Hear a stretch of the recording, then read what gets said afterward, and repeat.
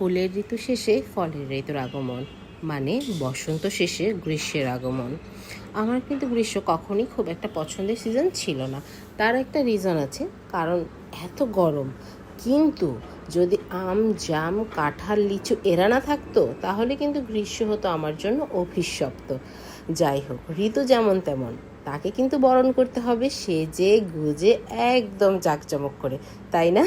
তাই তো মেয়েকে পুতুলের মতো করে সাজিয়ে আমরা ঘুরতে বের হয়ে গিয়েছিলাম। শুভ নববর্ষ সবাইকে।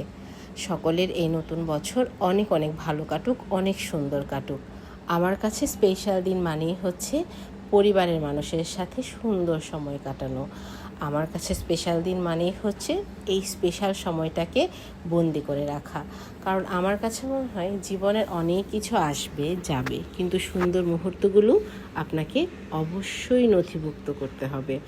কারণ একটা সময় আপনার জীবনে হয়তো অনেক কিছু হবে, কিন্তু সুন্দর সময় এটা কিন্তু সহজে অর্জন করা যায় না। এতটুকু জিনিস অর্জন করতে হলে আপনাকে অনেক বেশি তপস্যা করতে হবে।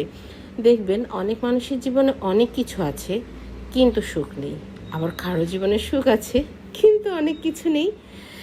যাই হোক, নতুন বছরে সবার প্রাপ্তির খাতা হোক পরিপূর্ণ। আমরা ঘুরতে গিয়েছিলাম আফতাবনগরে। তো অ্যাজ ইউজুয়াল আমাদের আফতাবনগরে অনেক বেশি যাওয়া হয়। আমার কেন জানি না আফতাবনগরের এই প্রজেক্টের এরিয়াটা আমার খুব ভালো লাগে, খুব সুন্দর লাগে।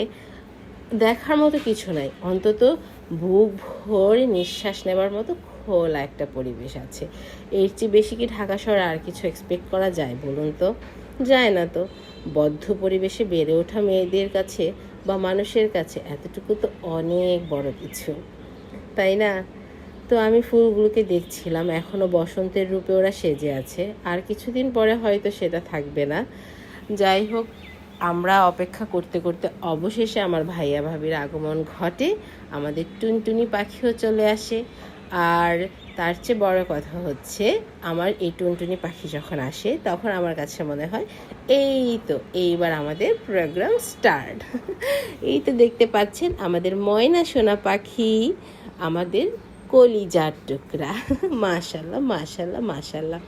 তো ওখান থেকে ঘুরে আমরা বাচ্চাদেরকে নিয়ে চলে গিয়েছিলাম একটা প্লে জোনে, কারণ তারা তো আসলে ন্যাচারাল ভিউটি তারা ফিল করে না। তাদের কাছে এই ইনডোর গেমসটাই হচ্ছে ওদের কাছে এন্টারটেনমেন্টের একটা জায়গা।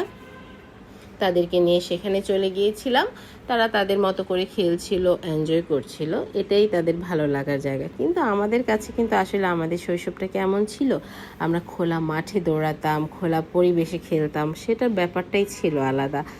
তারপর আর কি, সেখান থেকে বাচ্চাদের খেলাধুলা শেষ হবার পর আমরা চলে গিয়েছিলাম একটা রেস্টুরেন্টে খাবার দাবারের জন্য। তো এই তো আজকে এতটুকুর মধ্যেই আমাদের সীমাবদ্ধতা ছিল ঘোরাঘুরি।